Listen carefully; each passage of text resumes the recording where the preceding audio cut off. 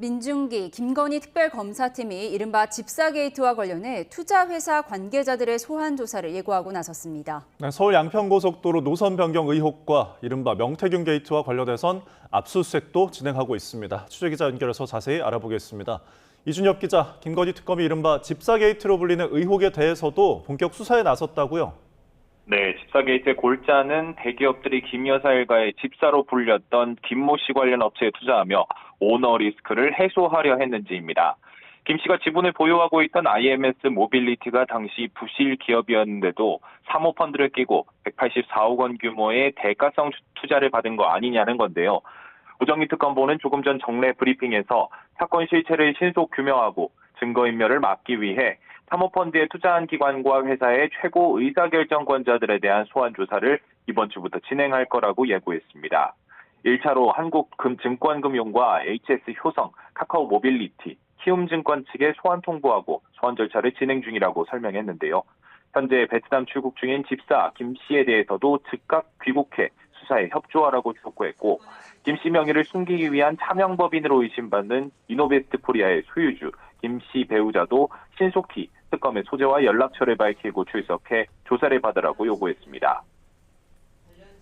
네, 김건희 특검 동시다발적인 압수수색에도 나섰죠. 네, 특검은 서울 양평고속도로 종점 변경 의혹과 관련해 오늘 오전부터 국토부를 비롯한 10여 곳에 검사와 수사관을 보내 압수수색하고 있습니다.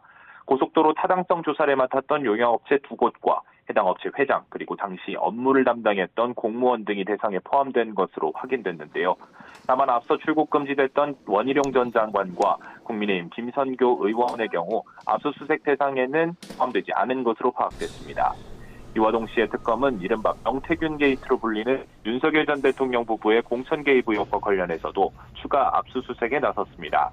세종시에 있는 대통령 기록관에 방문해 22대 총선 공천 과정 등을 전반적으로 살펴보기 위한 자료 확보에 집중하고 있습니다. 네, 그리고 오늘 처음으로 구속영장 청구에도 나설 방침이라고요?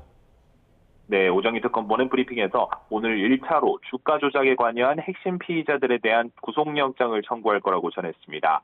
김건희 특검팀이 강제 신병 확보에 나선 건 이번이 처음입니다. 특검은 앞서 삼부토건 주가 조작 의혹을 1호 수사로 규정했습니다.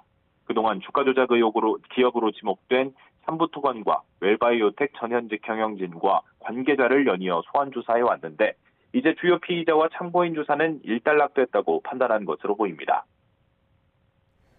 네, 김건희 여사도 특검 수사에 대비해 변호인단 보강을 마쳤다고요? 네, 기존의 김 여사 측에선 최지호 변호사가 홀로 명품 가방 수수나 도이치모터스 주가 조작 등 검찰 수사에 대응해 왔는데요. 김건희 특검 수사 대상에 오른 의혹이 16가지에 달하는 만큼 그동안 변호인단 보강을 물색해 왔습니다. 이에 조금 전 오후 1시쯤 이곳 특검 사무실에 유정화 변호사가 방문해 자신과 최 변호사, 최명성 변호사의 선임계를 제출했습니다. 새로 선임된 두 변호사는 윤석열 전 대통령의 변호인단에도 소속돼 최근 구속신문 등에도 참여했었습니다.